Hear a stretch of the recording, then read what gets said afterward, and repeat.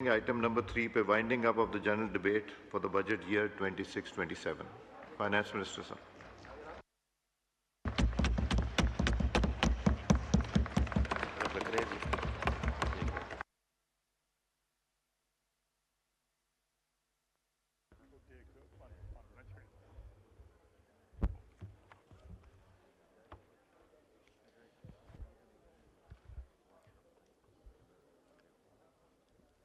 बिस्मिल्लाहिर्रहमानिर्रहीम। स्पीकर साहब, आपकी इजाज़त से कि इससे पहले मैं इख्तितामी बजट तकरीर करूं, आपके सामने कुछ मोहतरम जो अरकान कौमी असम्बली हैं, जनाब अज़ीमुद्दीन ज़हाद साहब और जनाब ख्वाजा शिराज महमूद साहब, इन्होंने एक प्रिविलेज मोशन पेश किया और ये था कि जो बजट का जो डॉक्यूमेंट पेश किया गया है उसमें डिस्क्रिपेंसीज हैं। मैं ऑनरेबल मेंबर से ये बात करूंगा, आप लोगों ने कल एक लिख के दिया था कि बजट डॉक्यूमेंट में डिस्क्रिपेंसीज है, डॉक्टर साहब आपने तो उसमें फाइनेंस मिनिस्टर साहब उसका जवाब दे रहे हैं। जी, इससे पहले कि मैं इख्तितामी तकरीर पे जाऊं तो उसमें जिक्र किया गया कि जीडीपी, पर कैपिटा इनकम और उसकी मेथडोलॉजी पे सवालात उठाए गए।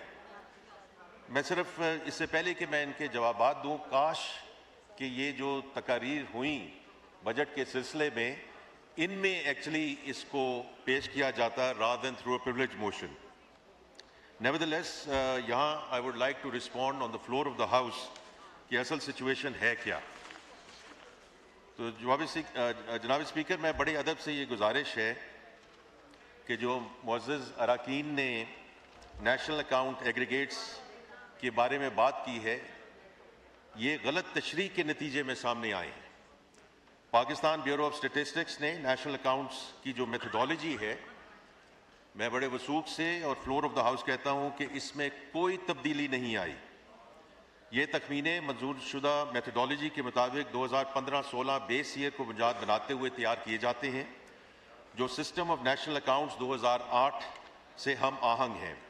तो जब भी मुअज़्ज़ज़ अरकान मुझे कहेंगे, बल्कि मैं ख़ुद इनको वो लिंक्स भिजवा दूंगा ताकि वो लिंक्स जो हैं जो मौजूद हैं वो इसको देख भी लें। अब आते हैं उन एरियाज़ पे जहाँ इन्होंने अपनी जो है रिजर्वेशंस रेज़ की हैं।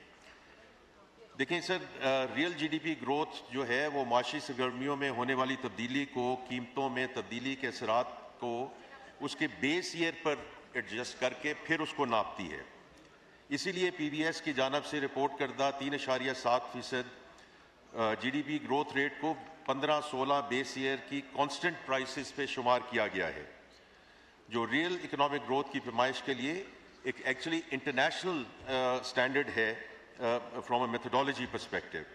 अच्छा, ये जो इदाद व शुमार हैं ये नेशनल अकाउंट्स कमेटी के इजलास में जारी किए गए थे। इसमें तमाम सूबाई हुकूमतें, वफाकी हुकूमत, state bank of Pakistan, academia के लोग और दीगर मुतल्लिका स्टेक होल्डर्स इस इजलास में उनकी नुमाइंदगी होती है।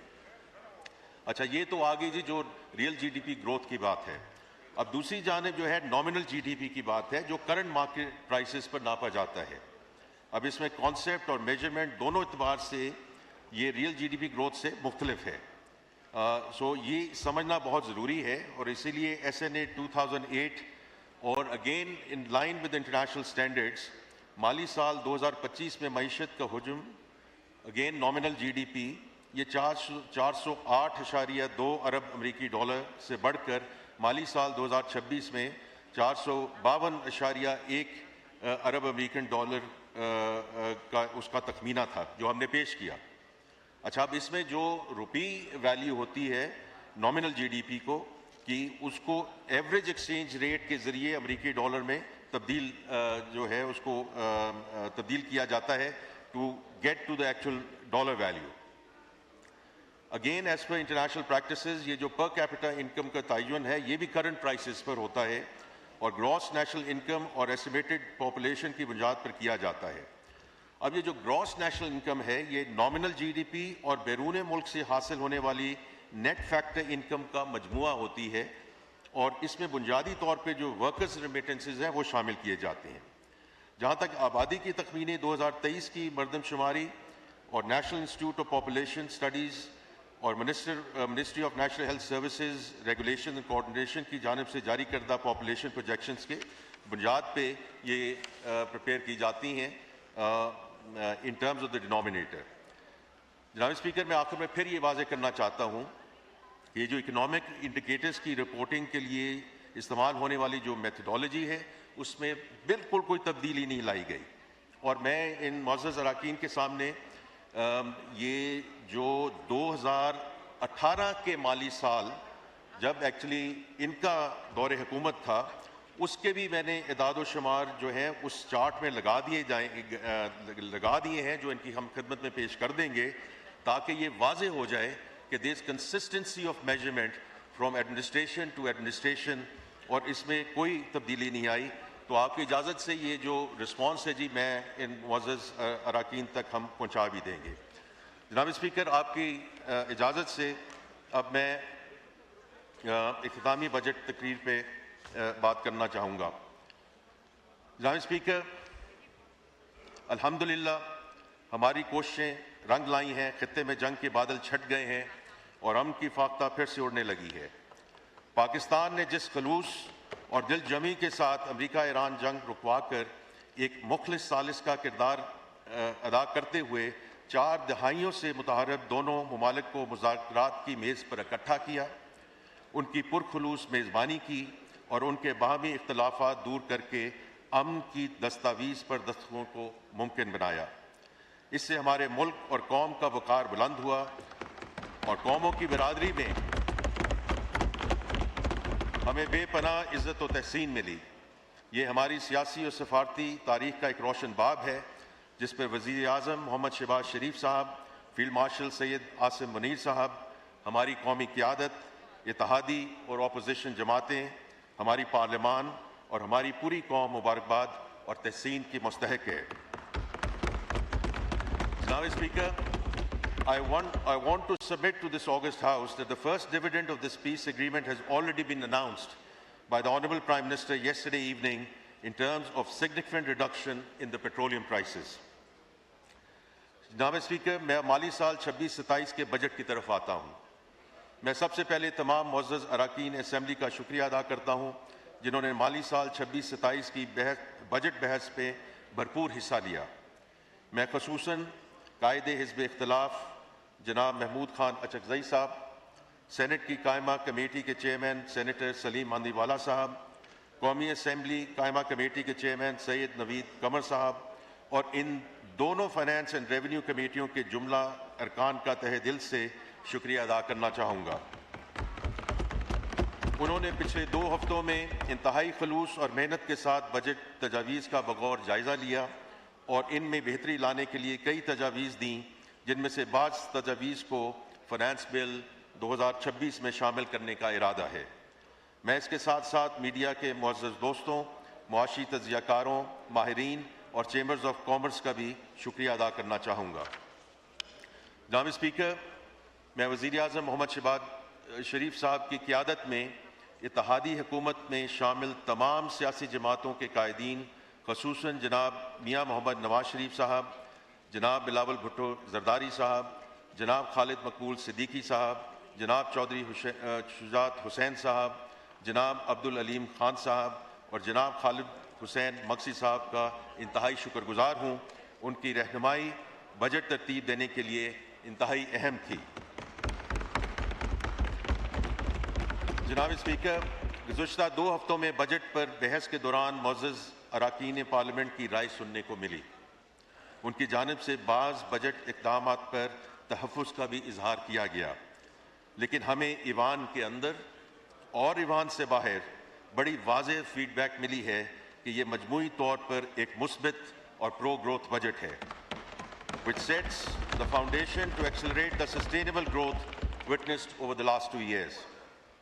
جناب اسپیکر, وزیر اعظم محمد شہباز شریف صاحب کی حکومت نے پچھلے بجٹ میں ہی اپنی ڈائریکشن آف ٹریول واضح کر دی تھی. گزرے سال میں ہم نے اس سمت میں کئی محاذوں پر پیش رفت کی ہے اور معاشی اشاریوں کو بہتر بنایا ہے. الحمدللہ آج ہماری صنعتوں کا پہیہ رواں دواں ہے. اس وقت لارج اسکیل مینوفیکچرنگ سیکٹر میں تقریباً 6.5% کی گروتھ ہے، جو کہ پچھلے 4 سال کی ریکارڈ سطح ہے. ہمارا ایکسٹرنل اکاؤنٹ بھی مستحکم ہے. پچھلے سال کی طرح اس مالی سال کے پہلے 11 مہینوں میں بھی ہمارا کرنٹ اکاؤنٹ سرپلس ہے. ہمارے بیرون ملک مقیم بہن بھائیوں نے پچھلے ماہ 4.25 ارب ڈالر کی ریکارڈ ترسیلات زر بھیجیں. انشاءاللہ مجھے قوی امید ہے کہ ہم اس سال 41 ارب ڈالرز ریمیٹنسز کا اپنا ہدف عبور کر لیں گے. ہمارا برآمدی شعبہ بہتری دکھا رہا ہے. ہماری ویلیو ایڈڈ ایکسپورٹس بالخصوص گارمنٹس، ہوم ٹیکسٹائل اور آئی ٹی سیکٹر کی برآمدات میں نمایاں اضافہ ہوا ہے. ہماری آئی ٹی ایکسپورٹس میں اس سال 20% اضافہ ہوا ہے اور total I T exports 4.5 Arab dollar سے زائد ہونے کی توقع ہے، جو کہ انشاءاللہ نیا ریکارڈ ہوگا. ہمارے نوجوان فری لانسرز نے بھی اس سال ایکسپورٹ ارننگز کا نیا ریکارڈ قائم کیا ہے اور اب تک 1.6 ارب ڈالر کی ریکارڈ ارننگز حاصل کر چکے ہیں. میں اپنی تقریر میں آگے چل کر بعض بجٹ اقدامات کا ذکر کروں گا جن سے ہمارے ایکسپورٹ لیڈ گروتھ کے ایجنڈا کو مزید تقویت ملے گی.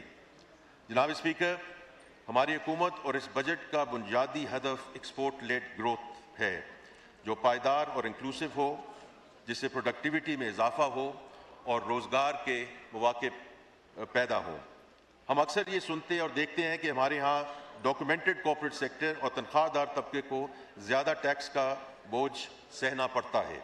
حکومت نے اس بجٹ میں اس رجحان اور سوچ کو بدلا ہے اور برڈننگ کی بجائے براڈننگ اور ڈیپننگ پر فوکس کیا ہے. جناب اسپیکر، ہم نے اس تبدیلی کا آغاز پچھلے بجٹ میں کر دیا تھا اور اپنی سمت واضح کر دی تھی. اس بجٹ میں ہم نے اس حوالے سے اضافی اور ٹھوس اقدامات اٹھائے ہیں اور ایکوٹی اور فیئرنیس کے اصولوں کو مد نظر رکھتے ہوئے موجودہ ٹیکس گزاروں بالخصوص تنخواہ دار طبقہ، چھوٹے کاروباروں، صنعتوں، ایکسپورٹرز اور تعمیرات کے شعبوں پر ٹیکس کا بوجھ کم کیا ہے، جبکہ برآمدی شعبے اور زراعت کے لیے رعایتی قرضوں کی فراہمی کو یقینی بنایا گیا ہے. ٹیکس نیٹ کو وسعت دینے کے لیے ریٹیلرز کو ایک آسان اسکیم کے ذریعے نظام کا حصہ بنایا ہے اور کمپلائنس اور انفورسمنٹ کو مزید بہتر اور مؤثر بنانے کے لیے جامع اقدامات اٹھائے ہیں.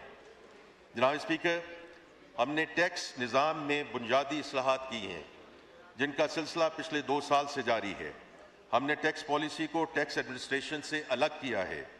ہم انہی اصلاحات کے تسلسل میں ایک نیا ٹیکس آپریٹنگ ماڈل متعارف کروا رہے ہیں جس میں ٹیکس گزار اور ٹیکس افسر کے درمیان انٹریکشن ختم ہو جائے گا اور آڈٹ، تشخیص اور نفاذ کا تمام تر عمل ایک خودکار اور فیسلیس نظام کے تحت سر انجام پائے گا.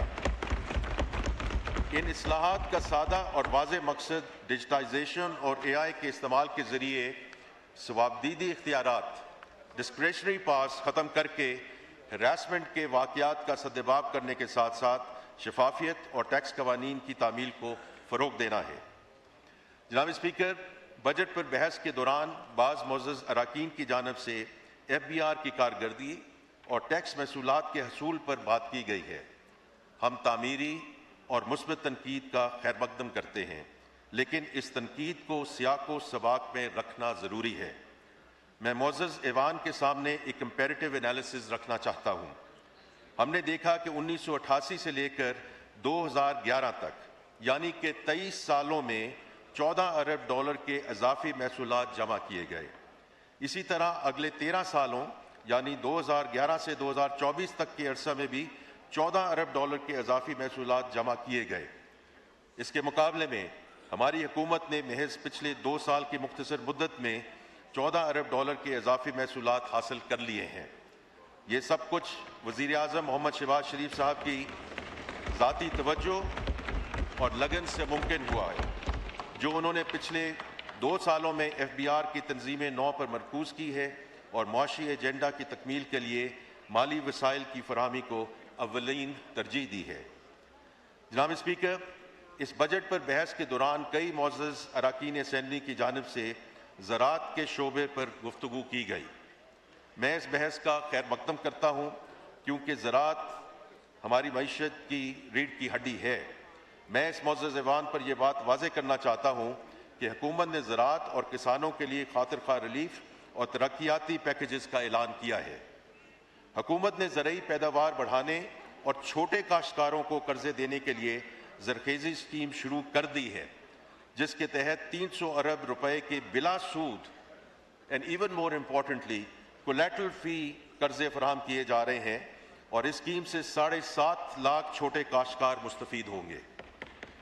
وزیر اعظم youth agriculture and business loan scheme کے تحت زرعی شعبے میں 109 ارب روپے سے زائد کے قرضے دیے جائیں گے، جس کی سبسڈی کے لیے اس بجٹ میں 9.5 ارب روپے مختص کیے گئے ہیں۔ کھاد کی قیمتیں کنٹرول میں رکھنے کے لیے 15.8 روپے کا پیکیج دیا گیا ہے، جس میں یوریا کھاد پر 10 ارب روپے کی سبسڈی بھی شامل ہے۔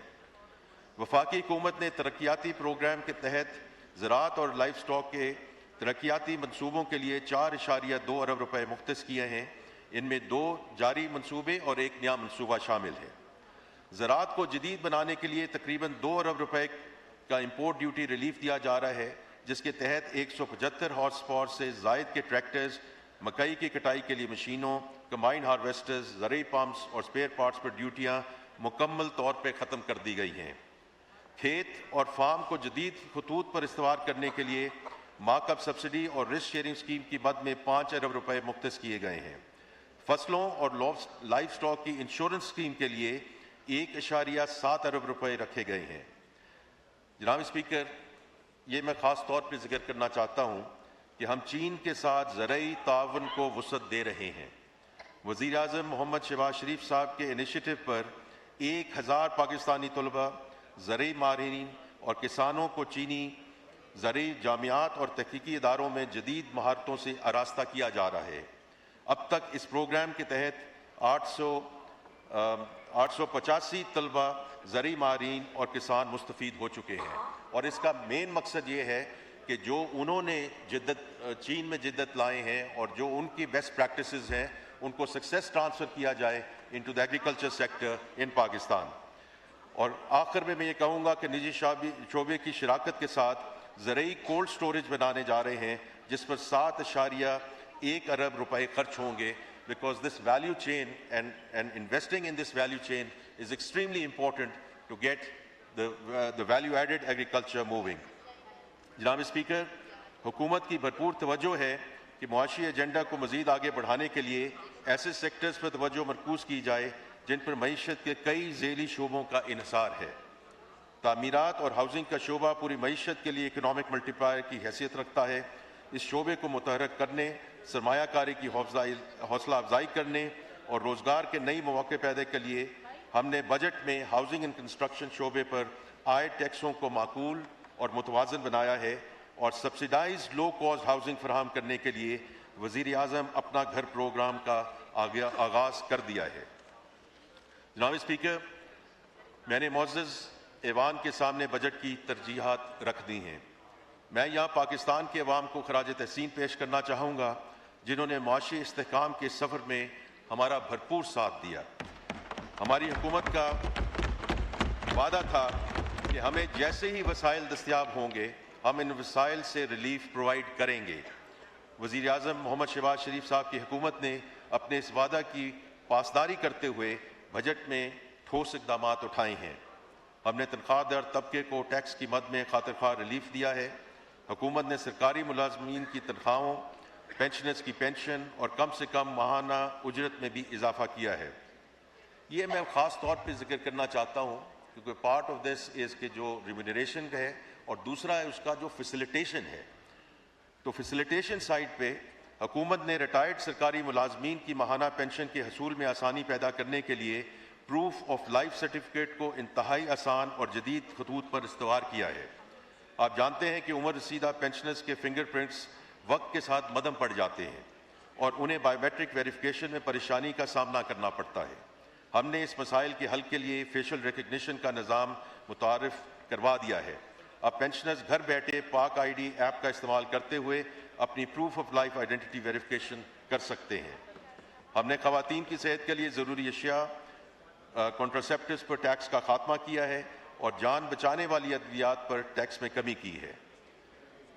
جناب اسپیکر، میں یہ بھی ذکر کرنا چاہتا ہوں کہ حکومت نے اعلیٰ تعلیم کے معیار کو برقرار رکھنے کے لیے ٹینیور ٹریک سسٹم کے تحت یونیورسٹی اساتذہ جن میں پروفیسرز، ایسوسیٹ پروفیسرز اور اسسٹنٹ پروفیسرز شامل ہیں ان کی تنخواہوں کو ریگولر گریڈز کے مقابلے میں 35% زیادہ کرنے کا فیصلہ کیا ہے۔